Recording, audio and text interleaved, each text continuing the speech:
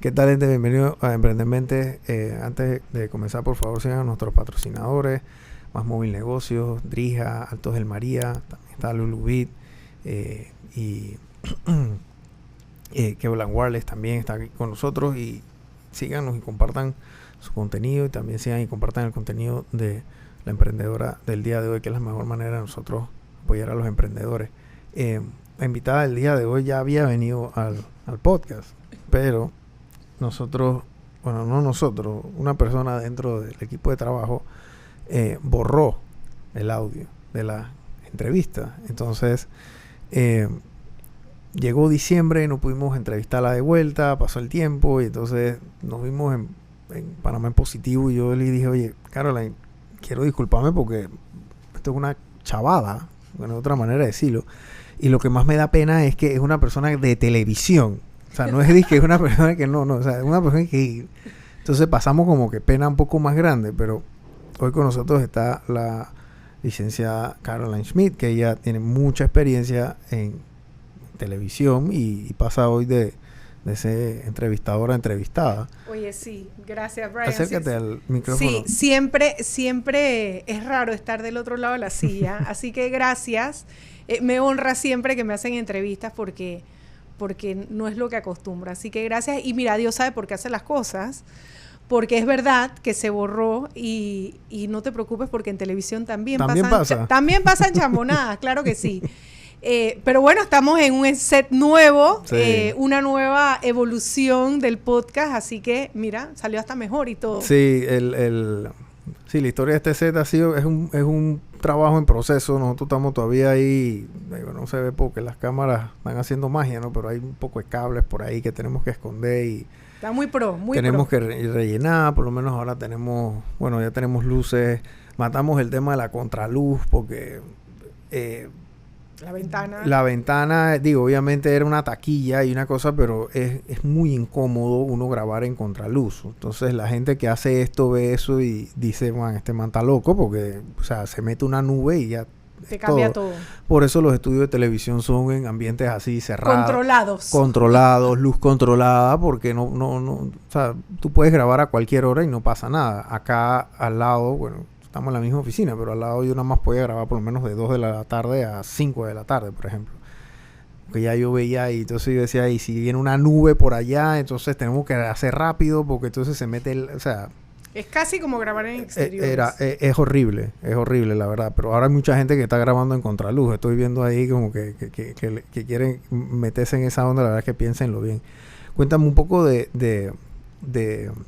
cómo comienzas tú en este mundo de la televisión y por qué escogiste esta carrera también, ¿no? Que no es fácil, no es sencilla. Sí, bueno, mi carrera o lo que estudié es radio, televisión y cine. Hice una especialización en Industry Management, en todo lo que tiene que ver con la industria, que es una especialización bastante diferente a lo que generalmente, o sea, yo no me especialicé en producción, sino en la industria. Y de hecho tuve la oportunidad por muchos años de trabajar en la industria, en programación, en mercadeo, en desarrollo de productos dentro de televisión. O sea que independientemente de la carrera que la gente me conoce en frente de cámara, que siempre he estado en frente de cámara, hice una carrera detrás de cámara que fue lo máximo: viajar a comprar programación, viajar a las ferias de televisión, etcétera. Y comencé porque desde muy joven bailaba, estaba en los escenarios. Yo me acuerdo, estaba en los cuerpos de baile de Hot Control, de Bella y Señora, de toda esta, hace 1500 años, cuando llegó la señal de Telemetro al interior, yo estaba bailando ahí. Y siempre veía, a pesar de que obviamente mi función era bailar, siempre veía con reojo todo lo que pasaba detrás, ¿no? Y yo creo que era una época muy bonita de la televisión en Panamá, cuando realmente hicimos historia, y lo hemos hecho en Centroamérica, una televisión muy avanzada para la región, con artistas, se traían artistas. Ricky Martin estuvo en Chiriquí también cuando llegó a Tierras Altas y a Bocas del Toro, las señales. Y ahí dije: wow, quiero estudiar. Gracias a Dios mis papás me apoyaron. Mi papá no entendía mucho qué es lo que yo quería hacer, pero sí veía que desde muy joven yo he sido trabajadora, disciplinada en temas del trabajo y lo que me gusta. y tuve la oportunidad de estudiar, y desde que me gradué de la universidad, que entré aquí en televisión, llevo ya más de 25 años en la televisión. ¿Cómo era la televisión en ese momento? Porque hoy, y me acuerdo que en ese cassette que se borró, yo te decía que esto que estoy haciendo yo ahora mismo era inaudito. Esto es el único que hizo esto fue Juan Carlos Tapia en su momento hace 50 años, que eso es otra historia, ¿no? Pero gente como él viene una cada 200 años. Pero hoy en día, y no solamente yo, hay mucha gente haciendo podcast, haciendo generaciones de contenido, y eso era imposible antes. Claro, esto realmente lo que estamos viendo ahora con los podcasts, las redes sociales, es la democratización de los medios. En la época en que yo empecé, tú te graduabas y reza para ver, haz casting, y habían 2 plataformas para tener una oportunidad de trabajo. Entonces lo hacía muy competitivo. Yo creo que era muy competitivo. Y otra de las cosas que pienso es que uno estaba como muy apasionado. Esto no era muy glamoroso. Hoy día, de repente, tanto en la televisión como en esto, tú puedes ser influencer, puedes ser presentador, puedes tener un podcast. En la época donde nosotros empezamos en televisión, tú no eras de que, yo nada más voy a leer, o, no, yo nada más voy a hacer la famosa del... No, tú tenías que hacer de todo. Nosotros editábamos con 2 bolitas, tú tenías que hacer tu noticia, tú tenías que trabajar de lunes a sábado, y los sábados, si no había noticia, te ibas a buscar huecos a la calle para poder entregar un paquete para el lunes de algo para llenar el noticiero. O sea, tú tenías un trabajo y eso te formaba como profesional. Después, claro, después de muchos años, uno como yo digo, a esta edad uno paga peaje, y luego puedes, no diría la palabra exigir, pero puedes de repente negociar otro tipo de condiciones. Pero en la generación donde yo comencé, con grandes colegas que todavía están en el medio, tenías que ser realmente competitivo y profesional. Tu primer trabajo en la televisión fue en Medcom. Mi primer trabajo en la televisión fue en Medcom, y mi puesto era redactora y presentadora de los minutos informativos. ¿En Canal 13? En Canal 4. En Canal 4. En RPC. Okay. Se acababa de ir en esa época Lisette Condacín, que fue una excelente periodista y presentadora. Se abrió un espacio, obviamente no para sustituir esos grandes... esa gran figura, pero sí se abrió espacio, y esa fue mi primer posición. Y mi primer cobertura, que fue a los meses de haber entrado, fue la Cumbre Iberoamericana aquí en Panamá, que fue una cumbre muy sonada. Fue una cumbre donde vino Fidel Castro, vino Hugo Chávez, estuvo el rey, estuvo el Francisco Flores, estuvo el famoso ¿Por qué no te callas? Del rey a Chávez. Hugo Chávez, claro. Estaba pasando lo de Posada Carriles con el atentado. Pasó esa vuelta. Claro, que estaban, o sea, fue realmente una cobertura impactante, y realmente fue una experiencia increíble. Fue una sacada de mugre, obviamente, pero ahí uno aprendía tanto. Y te mandaban, y me acuerdo que me fui al aeropuerto, me tocó cubrir la llegada de todos los exmandatarios, y cuando terminé como a las 6:30 reventada, y que bueno, ya, por fin, vamos para la casa. Vaya para atrás. Dije, no, y el reportaje para el noticiero de esta noche, a las 5 de la tarde, corre a editar. Ya, claro, ya uno con la experiencia, cada vez que tú vas a una cobertura, ya estás pensando, esto es lo que voy a meter, este es el resumen, lo vas haciendo. Y esto es lo que voy a decir. Esto es lo que voy a decir, y voy al grano, y ya. Pero en ese momento me acuerdo que yo decía, y que no puede ser, yo me quiero ir. Dije, no, pues si tienes que hacer el reportaje. Entonces, bueno, muchas experiencias, muchos años de coberturas, de elecciones, y yo creo que el periodismo uno ya después lo lleva en las venas por muchos años, ¿no? Los periodistas de la vieja guardia siempre son mucho de respetar la profesión, respetan mucho los años y el peaje, como tú le dices, porque ser periodista antes no era fácil, salir en televisión antes no era fácil, gente. O sea, hoy en día, lo voy a decir, cualquiera puede salir en las redes sociales, cualquiera puede salir, porque se ha democratizado, pero no cualquiera salía en la televisión antes. Yo me acuerdo que yo veía en Canal 4 a la señora Condacín, yo veía a Celiano Fonseca. Celiano Fonseca era un señor de lentes que tenía una dicción. Yo creo que todavía me meto en YouTube para ver cómo él hablaba y cómo él decía. Y había otro señor que narraba los deportes también. O sea, toda esta gente ya han fallecido, la mayoría. Estaba Gaviñazo también daba las noticias, imagínate. Y entonces ella era como muy seria también. Y entonces, pero era gente que tú las veías en la calle y se veían muy imponentes. Bueno, y así mismo te exigían, Brian, porque yo me acuerdo cuando yo empecé, yo tenía 21 años, 22 años, y yo empecé después a dar noticieros, a cubrir los noticieros en la mañana. Yo me acuerdo que yo llegaba, para esa cobertura, por ejemplo, llegar a Nicos con el equipo a buscar comida a las 5 de la mañana, y mis amigos llegando a Nicos después de una rumba en Rocafé. Uh-huh. Y uno tenía que cuidarse mucho porque el medio mismo te exigía mucho. O sea, en esa época sí hay que decir que no estábamos expuestos como estamos ahora. Uno nada más tenía que huirle a la cámara de la cáscara. De que llegó Davis y su gente, métete bajo la mesa.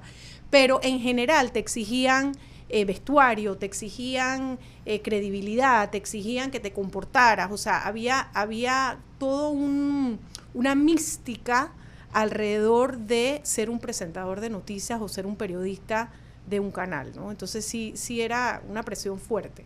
¿Cómo tú has visto la evolución de esto a lo que tenemos ahora también? Porque yo creo que se ha transgiversado demasiado ya. Antes llamarse un medio de comunicación era importante. Hoy en día ya tú tienes medios digitales y entonces tienes un pocotón de gente dando noticias que a lo mejor no hacen un fact check, por ejemplo, que los noticieros históricamente tenían que hacer un fact check. O sea, era como claro. Que de dónde tú sacaste, quién es tu fuente, quién te dijo esto, qué documento tú tienes. O sea, tiene que haber algo de respaldo de eso. Yo creo que como toda evolución trae su temas positivos y sus temas negativos. A nivel positivo yo creo que se ha democratizado un poco también una industria que era muy cerrada. O sea, tú querías ser presentador, tenías grandes ideas, cosas que querías compartir y obviamente era limitado porque los tiempos en televisión limitados, es una industria que te exige rating, que te exige clientes, o sea, es complicado. Entonces yo creo que está bien porque las redes sociales y todo esto nos lleva a tener variedad. Y en la variedad y en el poder escoger, yo creo que ahí siempre hay algo positivo. La parte negativa es que tenemos que tener como consumidores mucho más criterio. Por eso mismo que dices. Porque al final cualquier persona agarra un micrófono y dice lo que le da la gana. En una época donde los medios tradicionales, y por eso siempre voy a defender la importancia de los medios tradicionales, es el tema de una editorial que antes de que tú tires algo al aire lo tienes que verificar, igual en las redes sociales. Entonces, obviamente, los medios tradicionales también han migrado hacia las redes sociales, hacia tener todas estas plataformas digitales, pero la veracidad, la credibilidad, el checkpoint, el evitar cualquier fake news, eso te lo da al final un medio tradicional. Por eso es que tú ves que muchas veces, y eso pasa, salió cualquiera diciendo cualquier cosa y tú te vas a un medio tradicional, ya sea local o internacional, al BBC News, uh-huh. A ver si... Entonces, hacer tu check. Entonces, ahí es donde creo que es importante que el consumidor tenga mucho criterio y sepa siempre verificar la fecha de lo que consume, sobre todo también quién lo manda, qué credibilidad tiene esa persona detrás de lo manda o ese medio. Si ese medio tiene una agenda, porque hay muchos medios digitales que tienen agendas. Entonces, todo eso es importante tomarlo en cuenta. Positivo, que se democratice. Negativo, hay que educar a la gente para que la gente tenga criterio y sepa. Nosotros nos pasamos el día constantemente desechando información, no buscando información. Uh-huh. Hoy día uno está desechando. Entonces, tener esa habilidad de decir, hey, esto le creo, esto no. Y yo siempre, a veces me mandan cosas por WhatsApp, en el chat familiar, lo que sea. Digo, ¿quién mandó esto? ¿Esto dónde viene? ¿Sabes? Porque también hay que tener cuidado con lo que compartimos, ¿no? Mi mamá tiene 72 años. Y yo creo que mi mamá y posiblemente, yo no sé si su grupo de amigas, porque seguramente se comparten las cosas. Te mandan de todo. ella es la propagadora número 1 de fake news en el mundo. O sea, no hay otra manera de decirlo. ¿Pero por qué? Porque la demografía de gente arriba de 65 años, de 60 años, piensan de que todo lo que se comparte en WhatsApp, en internet o lo que sea, es verídico. Pero porque vienen de esa época. Porque vienen de esa época y dicen de que, oye, mira, nadie va a mandar esto si esto no es verdad. ¿A quién se le ocurre? Y porque lo que uno veía en televisión en esa época era lo que era. Entonces ahora ven eso, pero eso no es lo que es. Entonces ahora es, o sea, riegan. Es como cuando dicen que falleció Don Francisco. O sea, cada ratito, todos los años salen, falleció Don Francisco, entonces salen la foto de Don Francisco. Pero es mentira. O de que falleció no sé quién y falleció, entonces tú vas a NBC o vas a CNN o vas a BBC o vas a lo que sea a validar. Así, o te vas a los medios tradicionales aquí, los nacionales, para ver, o te vas a una prensa, al Panamá América, qué sé yo, para ver si sale algo, y al final les di que no, es fake news, es falso, no sé qué, no sé. Pero eso ya no, la gente no hace eso, la gente no va a buscar dizque, una fuente sino que nada más lo vieron y dice Caroline Smith no sé qué se chocó. Mentira. O sea, entonces y lo que le quiero llegar con esto, gente, es que tienen que tener cuidado cuando miren las redes sociales y también de quién van a consumir esas cosas. Yo he aprendido eso a las malas, porque yo a veces hay momentos que digo cosas aquí y posiblemente no digo el número exacto o no dije la fecha exacta. Y te caen también. Y que me caen, me corrigen, pero una cosa horrible. O a veces me equivoco diciendo una palabra en vez de otra, o no sé. Hay veces que sí tengo la razón, pero entonces tengo que estar refutando porque la otra persona a lo mejor está equivocada. En fin, ¿no? Tú cuando llegas a la tele, sigues esta carrera, que es una carrera muy bonita. En algún momento tú dijiste, y yo la verdad es que a lo mejor no sé, pues, o sea, esto no es para mí, o esto es más difícil de lo que yo pensaba, porque ver el glamour, porque todo el mundo piensa que los presentadores de noticias llegan, se sientan, leen y se van, pero la historia es muy distante a eso. Esa no es la realidad que vivían ustedes en esa época. En esa época no era así, y en esa época, bueno, yo como te dije, además de presentar noticias, yo trabajé en programación, trabajé en mercadeo, trabajaba en la industria y lo disfruté muchísimo. Yo sí en un momento sentí, hace como 10 años, que yo quería como evolucionar. Evolucionar en el sentido que decía, bueno, no quiero leer más noticias. Sentía como que quería tener un poquito más de inherencia en lo que hacía o en cómo lo hacía. Por suerte, Medco me apoyó. Y bueno, lo que hoy vemos con tantos podcasts fue lo que dije, yo quiero hacer esto. Yo empecé hace 10 años a entrevistar a empresarios. Y me acuerdo que se me dio la oportunidad, obviamente en televisión abierta eso no daba. Yo decía, bueno, yo quiero hacer entrevistas, quiero tratar de hacer documentales, quiero hacer cosas. Y me dijeron, bueno, vete para ECO. Este era un canal que hace 10 años estaba empezando, que es una señal de cable del grupo Medcom. Y además entré y dije, bueno, vamos a hacer esto. Al principio, imagínate, no había entrevistas de empresarios. Uno de los primeros que entrevisté fue Juan Carlos Tapia, que obviamente me abrió las puertas y su historia es maravillosa. Brutal. Y recuerdo también tocar en la puerta a Raúl Alemán del Banco General. Mi jefe. Bueno, y ¿qué? ¿Una entrevista? ¿Para qué? ¿Dónde? ¿Cómo? ¿Esto qué es? O sea, ¿y te la dio? Sí. Esa fue la primera entrevista que salió de mi programa.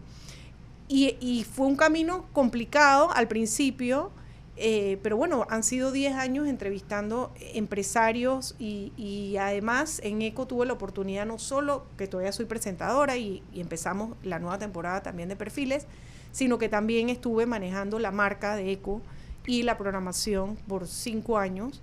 Y empezamos a hacer documentales, hicimos el documental de Panamá la Vieja, hicimos el documental de los 20 años del traspaso del canal de Panamá a manos panameñas, y yo creo que si uno tiene las ganas de evolucionar, de buscar cosas nuevas, uno siempre encuentra la manera.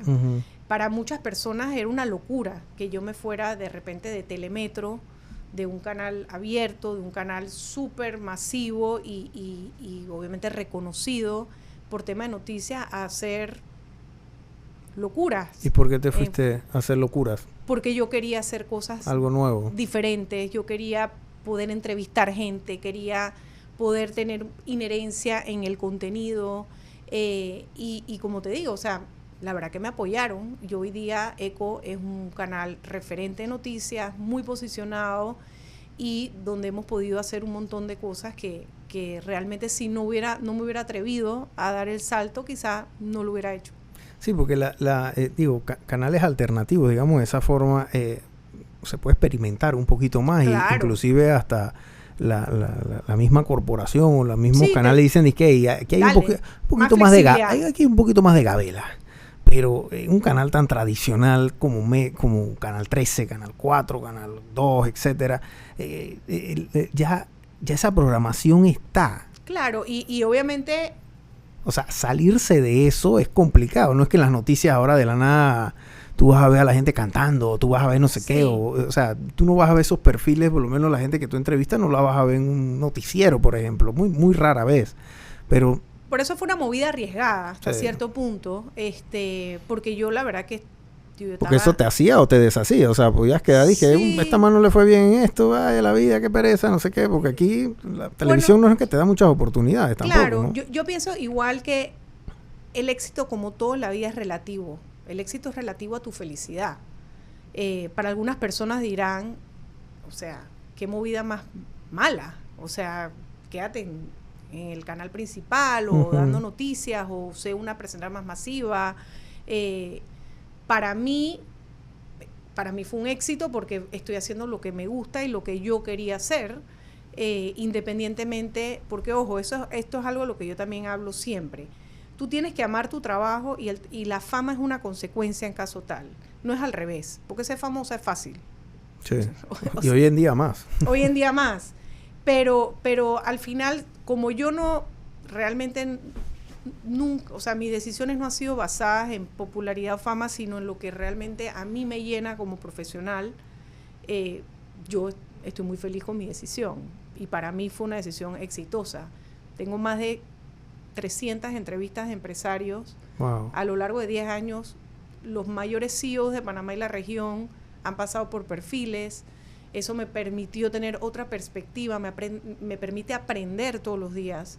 Yo cuando me voy a sentar con un entrevistado tengo que aprender de la persona, de la industria, si es industria de gas, si es industria financiera, si es una industria del entretenimiento, si es industria de belleza, como tuve el gerente de L'Oréal. Entonces eso me reta a mí como profesional a seguir siempre aprendiendo, investigando, conociendo y para mí es realmente un honor poder aprender de las personas y seguro que te pasa hoy día a ti cuando uno se enriquece tanto de las personas con las que uno entrevista y uno habla, ¿no? Sí, todo, tío, cada vez que uno habla con gente diferente vas a aprender algo. O sea, y no necesariamente hay que tener un micrófono al frente, pero tú vas a la calle y te sientas al lado de un señor en una parada y le preguntas algo y vas a aprender algo, créeme. Y es así. Tú también eres capacitadora, porque obviamente te has vuelto experta en esto que tú haces. Escribes un libro también, y hablamos de eso en ese momento. ¿Cómo te das cuenta de que yo creo que también puedo ayudar a otra gente a comunicarse mejor? Porque hablar en un hablar es complicado. Hablar en público es muy, muy desafiante. Da mucho miedo también. Hay gente que le tiene mucho pavor. Y hablar en un ambiente así, de una cámara, una cosa al frente de la gente, al frente de unos empleados, o sea, da miedo, porque después te vas a equivocar, y entonces al principio da mucha pena, etcétera. ¿Cómo tú te diste cuenta de que en efecto había un mercado para eso, no? Bueno, primero me di cuenta porque yo veía que muchos de mis entrevistados, que eran brillantes, se quedaban cortos en todo lo que podían realmente compartir. Yo decía, wow, esta persona tan exitosa de repente no me está dando para la entrevista. Y eso es complicado cuando una entrevista de repente no te dan. Con respuestas cerradas. Así. Respuestas cerradas, respuestas limitadas, no desarrollan. Y había otras personas que realmente no tenían de repente estas grandes currículas y tenían la capacidad de desarrollar. Y bueno, no es mentira que, como digo yo, lo digo en mi libro y ahora hablaremos, en igualdad de conocimiento y experiencia, el que mejor comunica destaca. Eso es así. Entonces, por un lado veía eso, por otro lado, yo tengo muchos años de ser maestra de ceremonia para eventos corporativos y de alguna manera las personas que les tocaba hablar en los eventos que yo presentaba y en algunos ensayos, yo los veía como que, y de una manera como muy desinteresada, les decía, oye, mira, te voy a dar un par de tips, agarra esto, separa de repente que te lo impriman en letra 18, punto y aparte todo, cada vez que tengas un punto trata de mirar adelante. Oye, y el señor, me acuerdo, un señor que me dijo, Caroline, tú no sabes estos pequeños tips que me has dado, como que me siento como más aliviado, a mí no me gusta hablar, pero mi gente de comunicaciones me tiene que tengo que hablar en el evento porque soy el gerente y bla, bla, bla. Entonces ahí después tuve otra experiencia, ya esto fue en pandemia, que Estelita Villarreal, que de hecho fue mi primera jefa, me dice, Caroline, necesito que me ayudes con, ella está muy involucrada en todo el tema de la Fundación Medcom y toda la gente de RCM, me dice, necesito que me ayudes con algunos directores de ONGs que queremos ayudarlos y capacitarlos para que aprendan a hablar mejor. Yo me acuerdo de ese momento, le dije, Estela, no tengo tiempo, yo trabajaba, y yo, chuleta, o sea, no es lo mismo saber hacerlo que preparar una capacitación, un taller que hay que dedicarle tiempo, etcétera. Bueno, me acuerdo que eso como que quedó ahí, y en la época de la pandemia, que había tantos webinars, no sé si te acuerdas, tanta gente, me acuerdo que me empezó a llamar, Carmen, por favor, ayúdanos, danos una charla, un no sé qué, y dije, bueno, realmente aquí hay un tema de que yo puedo hacer esto porque tengo 25 años, pero aquí falta un tema de estudiar y de teoría, porque creo que ahí está el éxito de las cosas. O sea, yo puedo tener experiencia, pero no tengo la autoridad para poder enseñar si yo no aprendo la teoría, y empecé a estudiar, y empecé a prepararme, y empecé a capacitarme, y empecé a estudiar neurociencia y cómo conectar con la gente y cómo estructurar discursos y cómo hacer presentaciones, y me metí en cursos y empecé a hacer un research. Capacitarte bien para no ir allá a la bulla a los cocos. Claro, y para poder tener una propuesta de valor única, que creo que es lo importante en un mundo profesional. Tener toda la experiencia a los 25 años y tener toda la parte teórica, porque una persona puede estudiarse 3 libros y decir que te va a capacitar, pero de repente no tiene la experiencia de decir, mira, y esto te va a pasar, y cuando te pase esto, haz esto. Entonces esa combinación empecé a trabajarla, empecé a trabajar con empresas, empecé a dar webinars, después de la pandemia empecé a hacer cursos digitales, creé mi propia academia de comunicación para líderes, que hoy día tiene cursos digitales, entreno a través de empresas y pocos directos, pero a VPs y a directores y CEOs a desarrollar su habilidad de comunicación, comunicar mejor, aprender a dar discursos, aprender a comunicarse con sus equipos. Hay personas muy brillantes que no tienen la capacidad de desarrollar un pequeño discurso, unas felicitaciones. Entonces los acompaño a que desarrollen su habilidad de comunicación para que logren potenciar, impulsar todo su tema de liderazgo. Y son diferentes maneras, como lo he hablado con talleres en empresas, lo hacemos a veces con conferencias, ahora con el libro, lo hago 1 a 1, lo hago en cursos digitales, y este año que me lo han pedido, voy a ver si lo hago los workshops para abrirlo al público en general, porque siempre como, ¿cómo me puedo entrenar contigo? Bueno, realmente mi negocio principal es B2B. O sea, es business to business. Yo trabajo con empresas multinacionales y regionales que me contratan para capacitar a su equipo de ejecutivos. A su equipo de altos ejecutivos. Y también les hago talleres a sus mandos medios. Okay. Entonces, básicamente es eso. Y a raíz de eso, el año pasado, dije, bueno, realmente quiero poner mi metodología, porque realmente es una metodología que uso, porque ya después de tantos años, bueno, yo sé que lo primero son 5 pasos en método para poder lograr ver resultados, y dije, voy a poner todo este conocimiento voy a democratizarlo y lo voy a poner en un libro. Y así fue como lancé entonces el libro, que lo voy a enseñar. Enséñalo. Comunica y destaca, que son los 5 pasos de método de comunicación para líderes y que básicamente es cautivar, impactar y enamorar a la audiencia. Nosotros estamos acostumbrados, por lo menos hoy en día, nosotros vemos a estos grandes CEOs de los Elon Musk, tú ves a los Jeff Bezos, etcétera, y tú ves la evolución de ellos, de Mark Zuckerberg, por ejemplo. Yo creo que ha sido uno de los ejemplos más perfectos que hay. Mark Zuckerberg era una persona que no sabía hablar. No hablaba. Punto, tipo no hablaba. O sea, tipo era una persona mega introvertida. Ahora tú lo ves y parece un Backstreet Boys, ¿no? O sea, el tipo parece un Backstreet Boy, está todo taneado, man, así que kitesurf y todas esas vainas. Y bueno, Wall Street se dio cuenta de que los CEOs, y ellos mismos se dieron cuenta que los CEOs que hacían estas cosas, irónicamente sus acciones dentro de la bolsa subían, ¿no? Así que tú esperas siempre que ese líder, ese CEO grande de estas empresas multinacionales hable, ¿no? Aquí en Panamá generalmente no es así. Porque no tienen esa necesidad. A lo mejor con un correo, las empresas no es que son tan grandes. Yo creo que empresas grandes aquí en Panamá tienen 9,000 empleados. Eso en los Estados Unidos, eso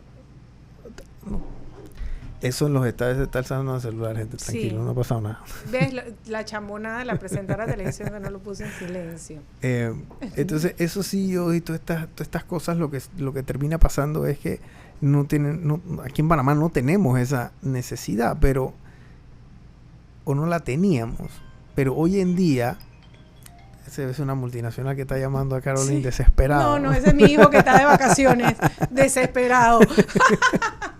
Ese es el que iba a venir, pero no vino. No, el otro, el chiquito. El chiquito.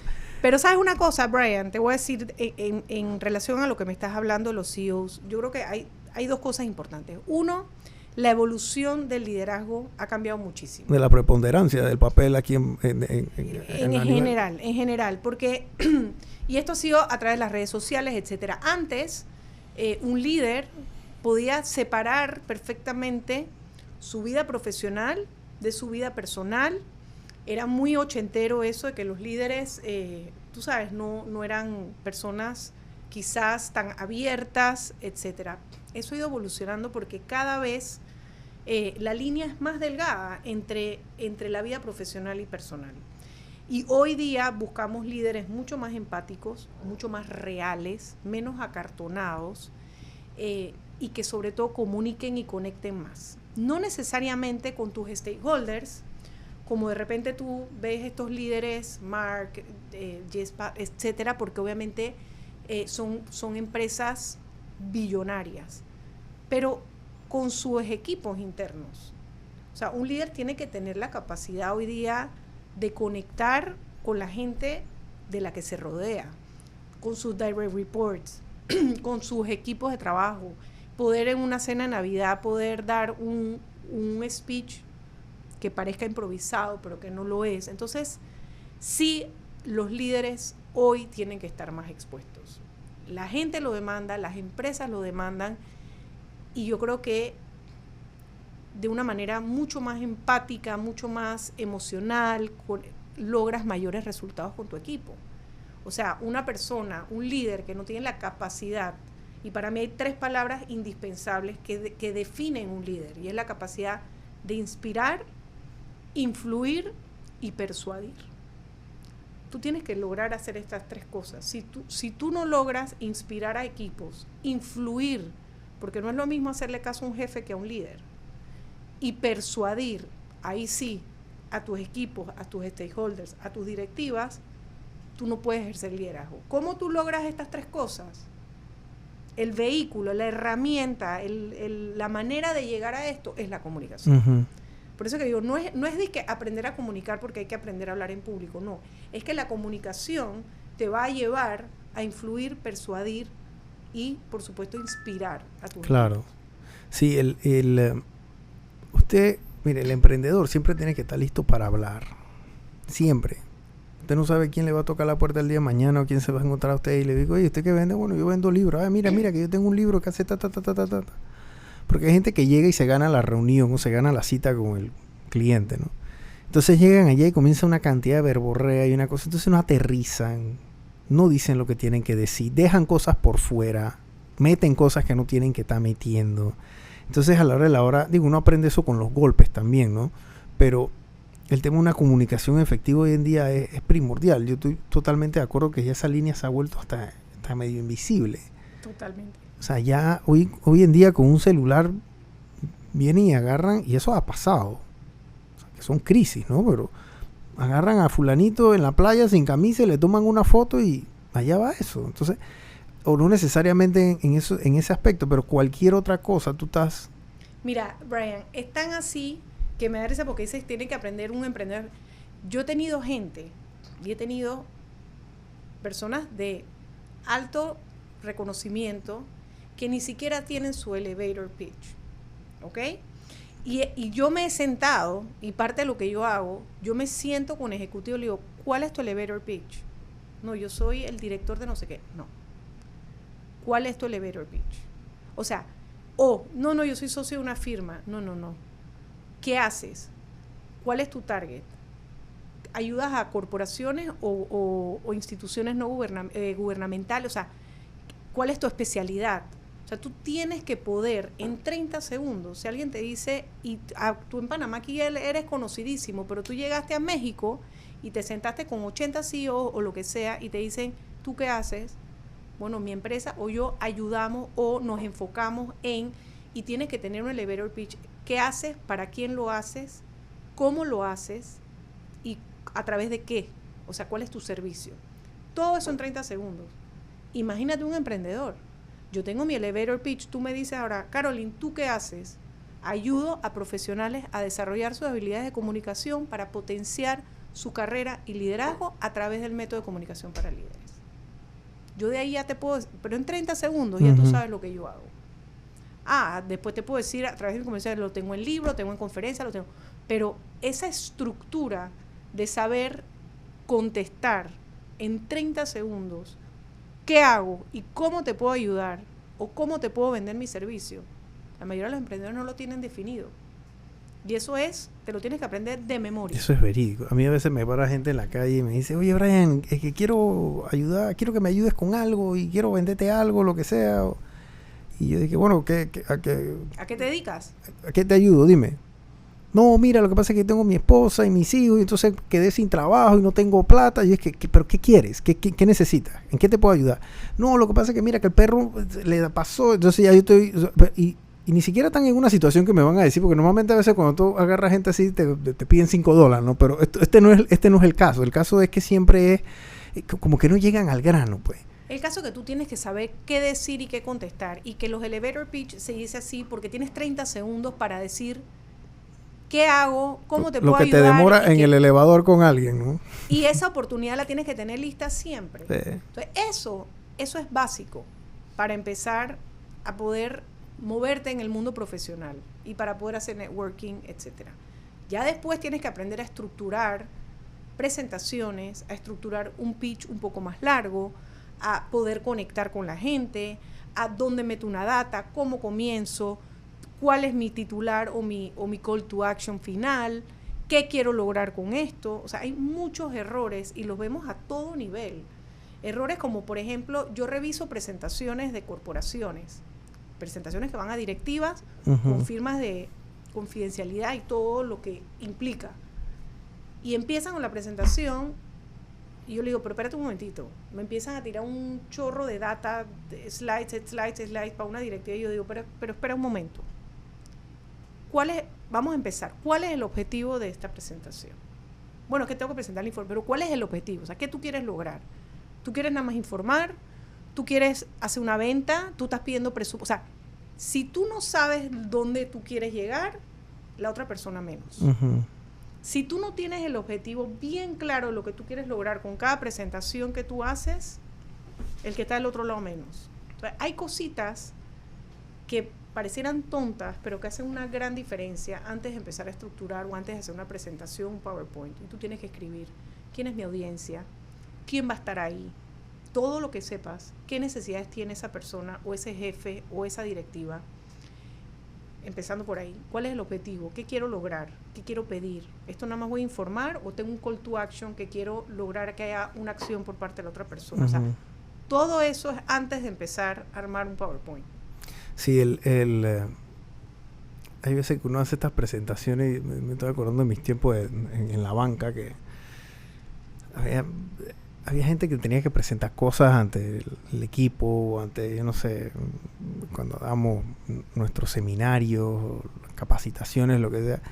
Y una vez se piensa que entre más data uno mete, más impresión. No. Al contrario. O sea, lo más preciado que tiene un equipo o unos niveles ejecutivos altos, de gerente para arriba, es su tiempo. Y mira, lo dices perfectamente, simplificar. La gente cree que cuanto más data y más información y no sé qué, simplifica. El tiempo y el ser atinado con lo que quieres es fundamental hoy día. Simplificar y también conectar. Nos olvidamos de las conexiones. No, porque a mí me da risa porque a veces en el mundo corporativo es como que no, el storytelling.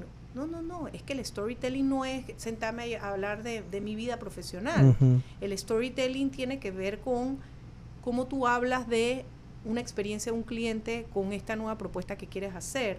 ¿Cuál es el feedback de los empleados de lo que hicieron? O sea, las historias conectan. La data es importante, pero no conecta.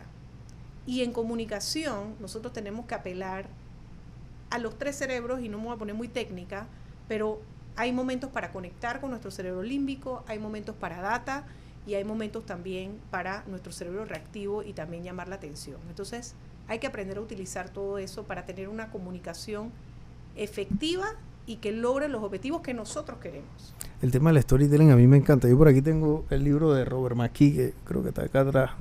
Yo compré el de español y el de inglés, ambos. Primero me leí el de inglés y después compré el de español.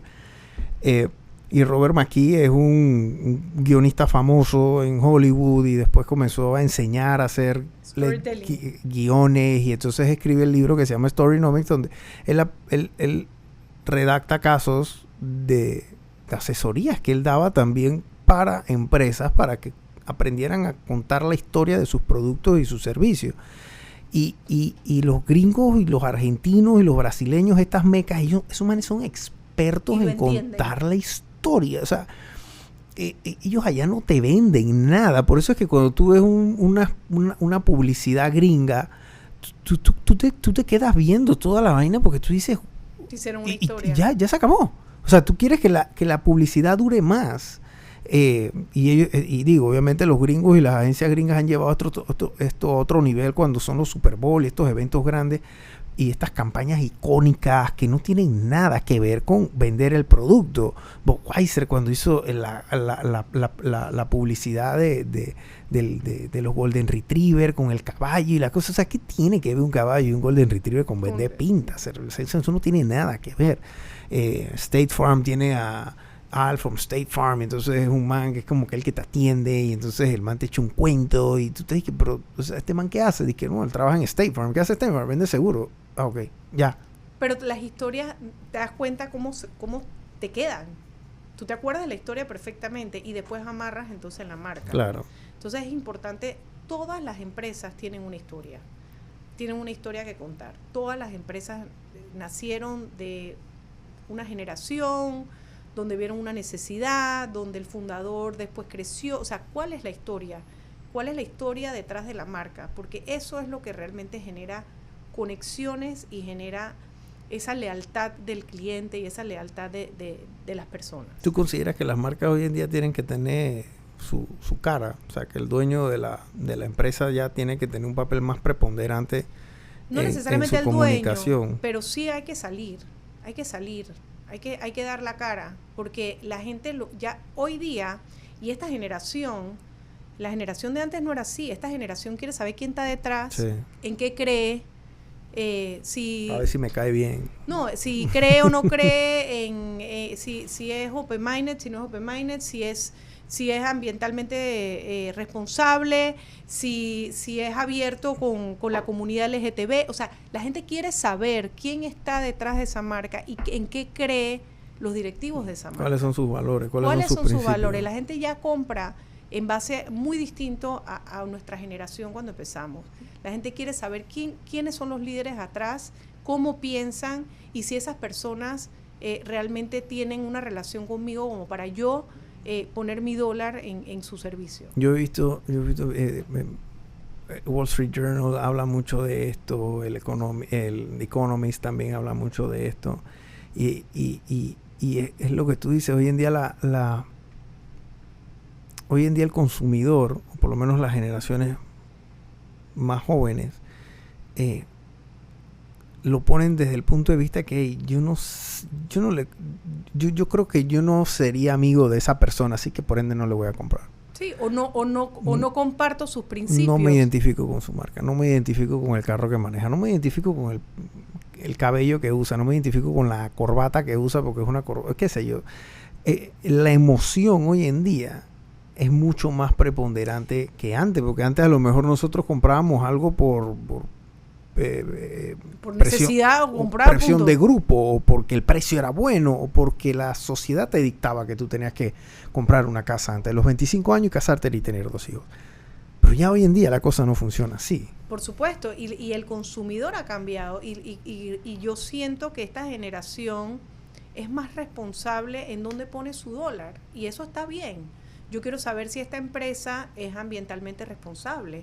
Yo creo que saber si esta empresa es una empresa que es abierta, como te digo, con el grupo LGTB. Yo quiero saber si esta empresa es abierta a el derecho de tatuarme e ir a trabajar aunque sea un banco. O sea, hay tantas cosas que han cambiado y que la gente joven necesita o quiere identificarse. Por eso yo sí creo que es importante que los líderes den la cara y que los líderes cada vez y obviamente cuando un líder da la cara hacia afuera tiene que ser mucho más controlado, etcétera, pero el líder que no da la cara hoy día dentro, que no comunica, que no es accesible, que no puede desarrollar, que simplemente está metido en una oficina refrigerado y encerrado, es un líder que no va a lograr mover a sus equipos desde ese liderazgo, no desde esa jefatura. Desde esa fibra, que le toque la fibra. No, y yo le digo a la gente, jefe cualquiera, líder no es cualquiera. Porque yo te puedo hacer caso porque eres mi jefe, o yo te puedo hacer caso porque tú me inspiras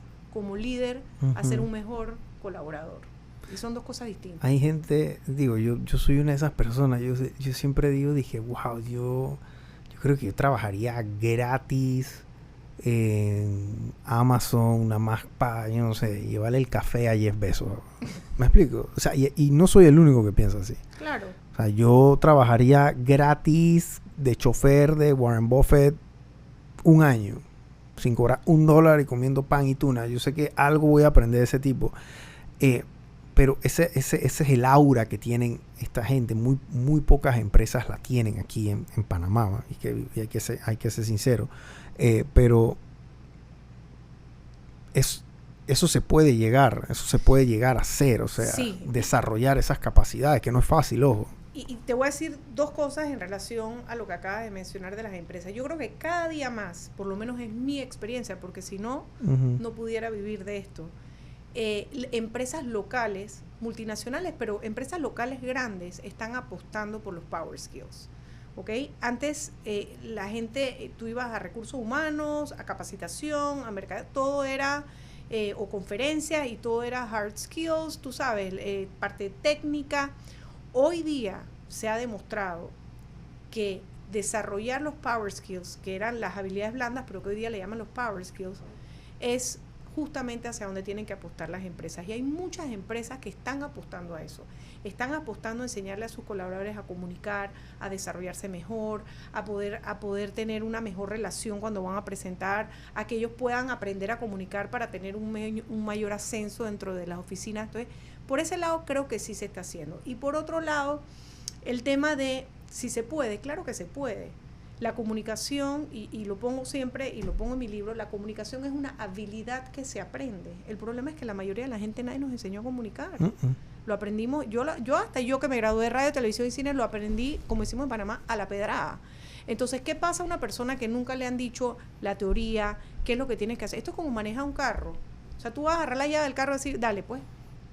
No te preocupes, que después de 5 estrelladas aprendes. Sí, por supuesto, a los madrazos.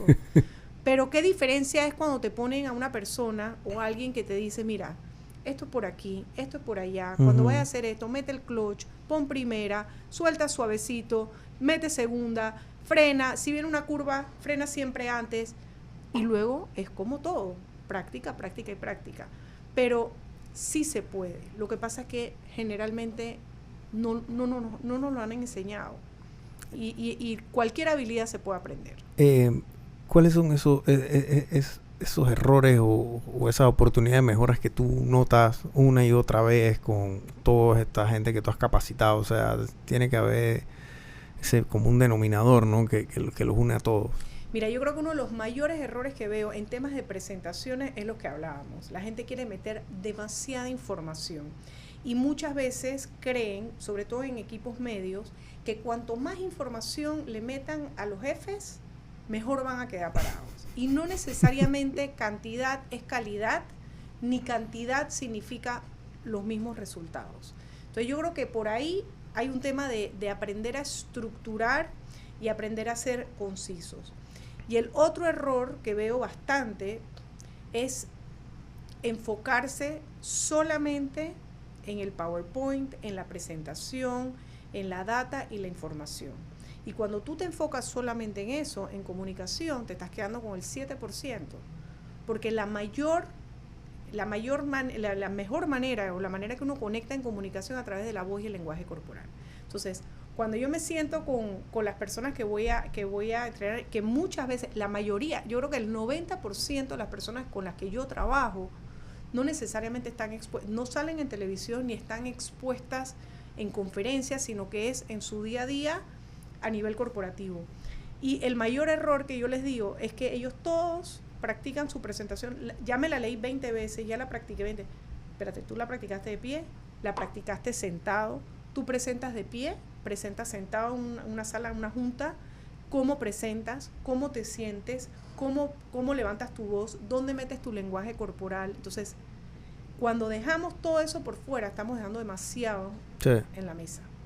Entonces, esos son los errores que yo veo, que la gente ni siquiera es consciente de su voz ni de su lenguaje corporal cuando cree que son reuniones in-house, cuando hacen toda la diferencia del mundo, y el exceso de información. Tenemos que simplificar. Menos es más. Atinado, presentaciones atinadas, con data, con inicios impactantes, con call to action, con bullets para poder simplificar lo que vamos a presentar. Y como les digo, presenta el menú. Nadie se quiere ir a un restaurante donde tú no sabes lo que vas a comer, ni sabes cuánto va a durar. Tú te imaginas esos restaurantes que es que el menú el que te... menú sin precio. Claro, entonces tú quieres saber, y te llegan platos y platos, pero tú necesitas, ¿verdad? ¿Cuántos platos me van a traer? Yo necesito gestionar mi llenura, mi ingesta. Claro. La gente necesita gestionar la atención. Yo necesito saber qué viene, cuál es la ruta para que sea más fácil mantener la atención. El enemigo número 1 al que nos enfrentamos hoy día ya no es el tiempo. Antes decíamos que no es que no me dieron tiempo, es el tiempo. Tú me puedes dar, Brian, 3 horas en este podcast, pero lo que manda es la atención. Sí. Porque si a los 2 minutos nadie nos está poniendo atención, de nada sirve que nos dejaste 5 horas. Entonces, el mayor enemigo al que nos enfrentamos hoy día es a la atención. ¿Cómo lograr mantener la atención? Hay tips, pero una de las cosas que yo digo, presenta tu menú. Si tú no presentas tu menú, es como llegar a un restaurante donde no sabes cuántos platos te van a servir ni cuánto va a durar la cena. ¿Cuánto es el tiempo ideal de una buena presentación? Depende, porque hay presentaciones que yo no creo tanto en el tiempo, sino en la estructura. Yo tengo en el libro una estructura donde realmente yo le llamo el acordeón, porque hay una parte que tú puedes extender o acortar según el tiempo que te den. Pero me parece que más que el tiempo, porque habrán presentaciones donde te piden que te extiendas por algún tema, de repente que sea una crisis en la empresa y que le están poniendo mucha atención. Pero creo que es más importante la estructura, cómo tú presentas ese menú de lo que vas a hablar para que puedas mantener ese hilo conductor y para que puedas mantener la atención de la gente. El tema de la modulación, de hablar bien, decir las R, las S, las T. Práctica. Eta. Mira, cuando hay veces que yo termino y me dice, bueno, pero ya terminamos con el tema de la voz. Y yo les digo, mira, si tú conoces a un coach o un mentor que en una sesión el man te saque cuadritos, llámame que yo le pago lo que sea. Yo también. ¿Verdad? Tú puedes tener al mejor, pero el trabajo lo tienes que hacer tú. Sí. El trabajo es diario y Sí, lo tienes que hacer tú. Yo te puedo decir qué tienes que hacer, pero si tú no practicas y si tú no lo metes en tu rutina diaria, para las personas que tienen un tema de modulación, de R's, de S's, de comerse, de no articular, si tú no lo practicas, estás perdiendo tu plata. Totalmente. Sí, el tema, miren, yo cuando comencé esto de hablar aquí en el micrófono, mi modulación no era la mejor. Los primeros episodios ustedes se podrán dar cuenta y después, bueno, me metí en un curso de locutor. Muy bien. Entonces en el curso de locutor me enseñaban estas técnicas y bueno, yo como soy un enfermito de leer, comencé a leer, ¿no? Comencé a leer y a buscar técnicas y entonces comencé a buscar videos en YouTube y el libro, el lápiz. Y entonces el lápiz y había que soltar la lengua y había que leer en voz alta. Entonces Total. Yo me pongo a leer en voz alta siempre a mis hijas y entonces ya no solamente les leo el libro de niños porque no son tan retadores, sino que entonces le leo otros libros y entonces eso también me ayuda y leen en otro idioma como el inglés también, que la lengua son diferentes músculos que diferentes, etcétera. Entonces, pero todo esto es el hacerlo es como jugar pelota, o sea, tú aprendes a jugar fútbol no viendo tele, sino jugando fútbol. Y así mismo es los músculos y todas estas prácticas que uno hace, no es cosa fácil, pero hoy en día yo creo que es más necesario que nunca. Mantener la atención de una persona es imposible hoy en día. Es muy complicado. Es muy retador. Hasta para el hombre cortejar a una mujer es complicado. O una mujer tratar de cortejar a un hombre es complicado. Porque estamos en un restaurante. O sea, y yo no sé, y tú lo has visto, tú has visto hace 15 años el Año Nuevo en París y el Año Nuevo en Nueva York y todo el mundo estaba con la champaña y ¡ay! No sé qué. Y entonces de la nada ahora todo el mundo está que parecen unos zombies mirando el Arco del Triunfo y igual, Ibiza, hace 10, 15 años, la gente fiestando en Ibiza y la vaina y hoy en día la gente filmando, o sea, el tema de la atención ha evolucionado a un punto de que ya no es fácil. Es que hay muchos distractores y la competencia por la atención es infinita. Es infinita y venimos con una generación que están acostumbrados a hacer la tarea con el YouTube puesto, chateando con los amigos. Entonces, por eso te digo, el mayor desafío que tenemos hoy día es mantener la atención de la gente.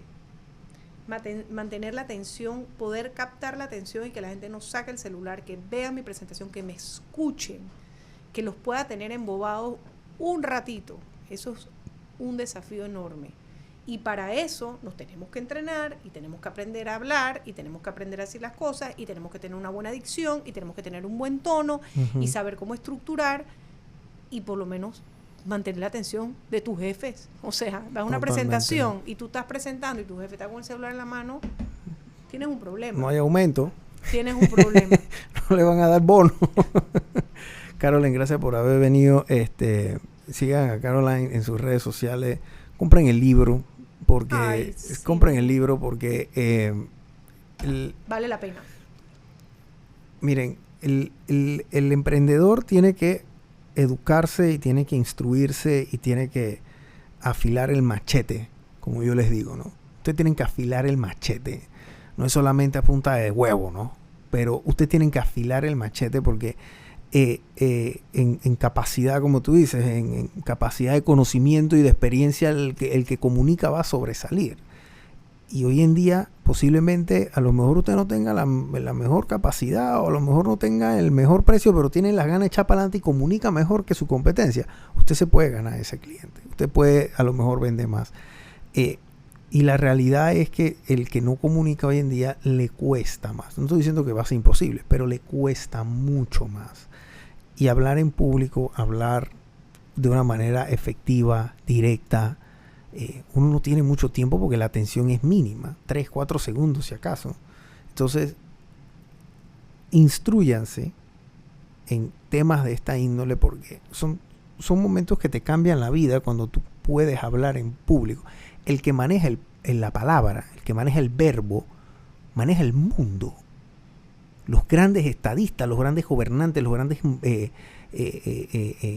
jefes, los grandes empresarios a nivel mundial, todos han tenido el control del verbo y de la palabra a un punto de que muchos han hecho cosas grandes y muchos han hecho cosas deplorables, producto de que han podido mover masas y han podido tener ese poder de convocatoria, porque saben hablar y es un impactante. Y el que les cuesta, por lo menos se entrena y aprende, porque tienen coaches y todo. Y tú que eres un amante del tío Warren Buffett, el tío que todos quisiéramos tener, Warren Buffett dijo, cuando lo han invitado a dar estas conferencias en Columbia, en las grabaciones, que si hay un consejo que él le daría a los nuevos profesionales, uno es que aprendan a hablar en público. Sí. Esa es la diferencia entre abrir puertas o nunca abrir las puertas. Y yo de verdad lo digo de corazón. O sea, entiendo que hay personas que les da miedo, que son tímidos, que creen que es imposible, pero sí se puede. Hay que empezar a trabajar. Lo primero, y no nos vamos a alargar, pero lo pueden ver en el libro y lo de eso, en la mentalidad. Hay que hacer un tema de un trabajo interno bien profundo y bien constante, diario. Y yo lo hago con todo tipo, a todo nivel. Y hacemos journaling y escribimos los miedos y también escribimos todo lo que estamos dejando de hacer por tener esos miedos, esas creencias limitantes, ese ADN que nos hace tratar de pertenecer a una tribu y que viene nuestro ADN de supervivencia y que nos limita muchas veces para agradar, porque era un tema de supervivencia en nuestra ser humano. Todo eso hay que trabajarlo.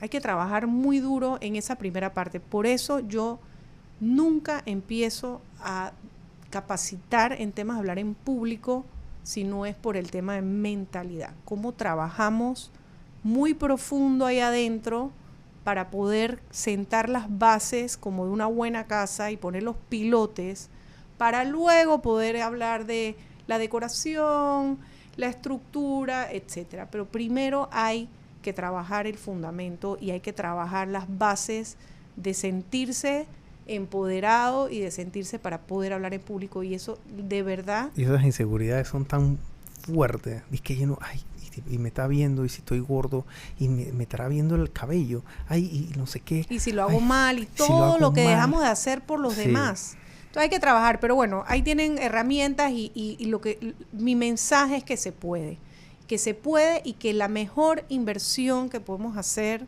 como empresarios, como profesionales, como emprendedores, es invertir en conocimiento. Eso nadie te lo quita y todo lo que son power skills te queda para el resto de la vida y te va a abrir muchísimas puertas. Domina tu comunicación, abrirás puertas, cerrarás negocios y fortalecerás relaciones. Totalmente. Gracias por venir, Carolina. Gracias, hasta la próxima, Brian. gente. Chao.